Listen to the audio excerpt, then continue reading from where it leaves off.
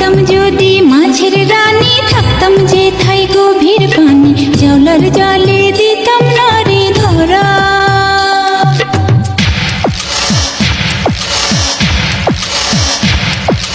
ঢেকি হইলে ধাপুর ধুপুর, ধান বানতাম সকাল দুপুর, ঈশানের মুখ